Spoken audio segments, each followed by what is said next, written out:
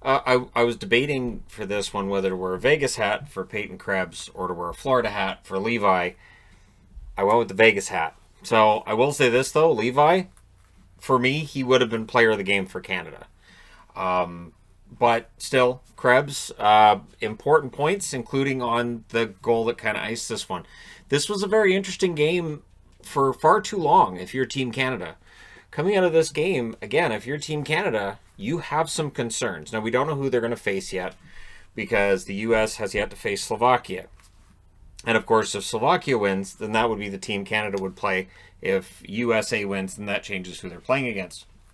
So, Levi versus Malik to start. That is Marek Malik's son. So, Marek Malik was a pretty good defensive defenseman, known for a shootout goal that was stunning, and yet that really wasn't his game. Newhook, of course, out for Canada. So Spence comes in and they're playing with 12 forwards and 8 defensemen rather than 13 forwards and 7 defensemen. And I'm not going to say that Canada not having Newhook threw everything off, but this was not their best game. First minute, Canada gets their chance. Cousins hit the top of the pad on a chance. So Malik's pad, and it goes out. Shots were one apiece at 4 minutes. But it felt like Canada had control. So at that stage, it didn't feel like the shots were telling you the whole story. Good defense by the Czechs. It was keeping the game scoreless. But at 8:22, Canada gets that first goal. They have not trailed in the entire tournament yet. Cousins gets that goal from McMichael. It's a breakaway goal, and Malik very nearly got it. Like, it was close. Right under the arm, just almost got it.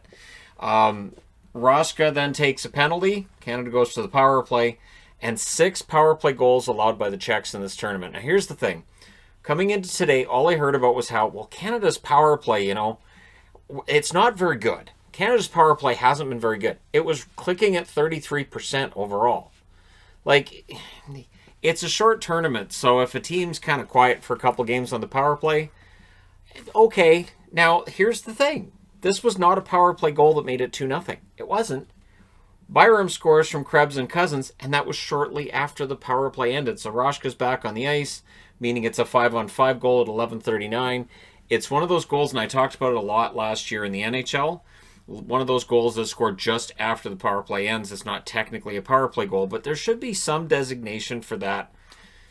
It's 5-on-5, but at the same time, you're against guys who are probably tired that have been on the penalty kill. And I don't know how you'd quantify that, but in this age of advanced stats where you got all these charts all over the place, I'd be interested to see that set up by somebody. The NHL's regular season starts in 11 days. It's 11 days for somebody to set that up. I'm not setting that up. I'll keep track of it in games. I'll mention it in games. I'm not keeping track of all that. Because I think it's important that there are times like this where the power play sets this goal up, but it's not technically a power play goal. So keep your eyes open. Going into the semifinals, you're still going to hear, but Canada's power play, though. Yeah, that's not the problem in this game. So, Levi then robbed Novak as the Czechs pushed with 5 minutes to go, and Levi looked good. The Czechs actually ended up outshooting Canada. They pushed a lot in those last 5 minutes, and they did outshoot them. So, second period, first minute chance for Canada. Canada started each period fast, and then it sort of didn't continue from there.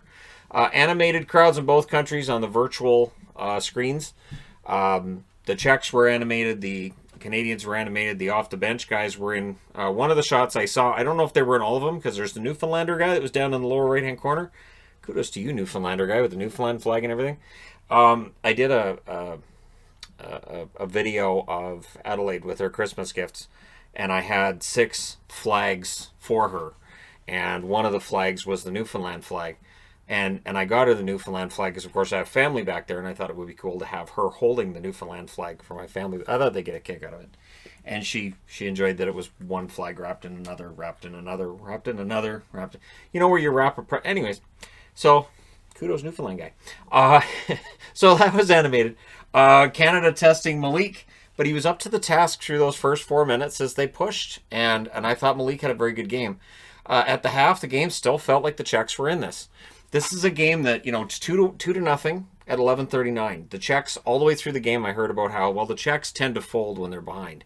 The Czechs don't play well from behind. That's what was happening in this tournament.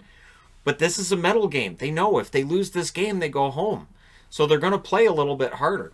And they did. Malik stopped a McMichael chance. McMichael had a very good game. Long had a shot then that was stopped by Levi's toe. Very close call. 6 minutes and 30 seconds left on that one. And it is apparently Lung. Gord Miller said he was on the phone with the assistant coach from the Czechs for a while. And it wasn't Lang or Long. Apparently it's closer to Lung. So, all right. Trusting Gord on that one. Choppy period, I thought favored the Czechs because I thought the Czechs were outworking the Canadians in that second period. When you've got a team as supremely talented as the Canadians have, and they're being held off the board, that means the other team's working really hard. So kudos to them for that. Both goaltenders looked sharp. Not a lot of rebounds, and when there was, they got cleared. Suzuki had a wraparound chance that was stopped. And the Czechs, I thought, had to be overjoyed that after the second period, it was 2-0. It is still a 2-goal game after that second period. Third period, first minute, Canada gets a chance again. So they're fast out of the gate. They pressure the Czechs. They don't keep it up, though. Czechs, they get their chance soon thereafter, almost at the 2-minute mark.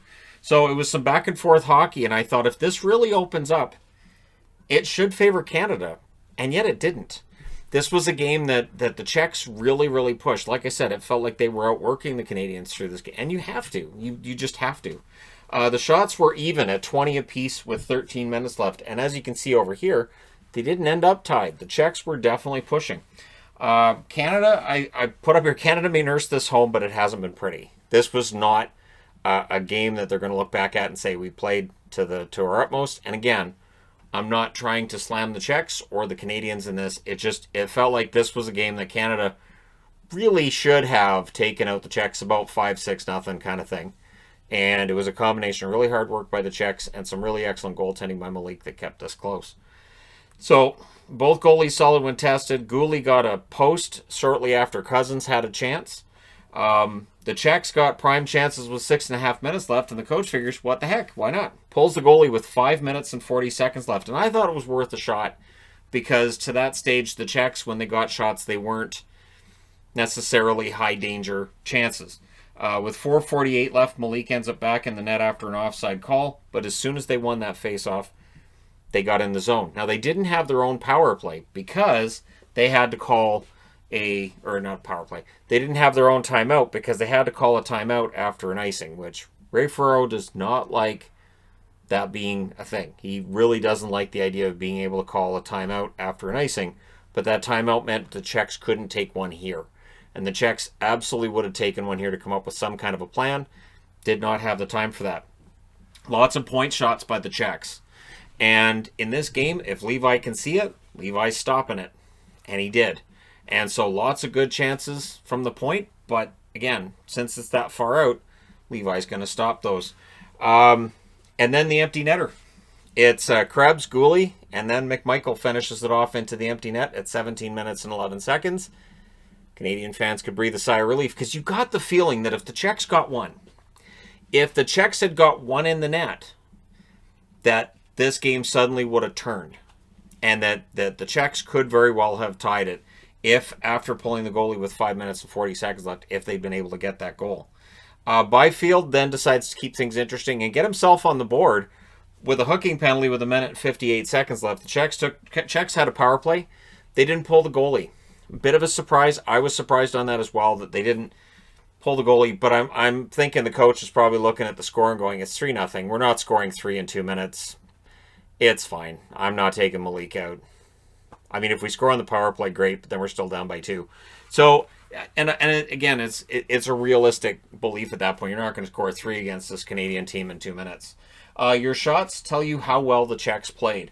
12-9, they outshot Canada in the first. Canada outshoots them 9-6 in the second. And then the third, 11-6 were the shots for the Czechs.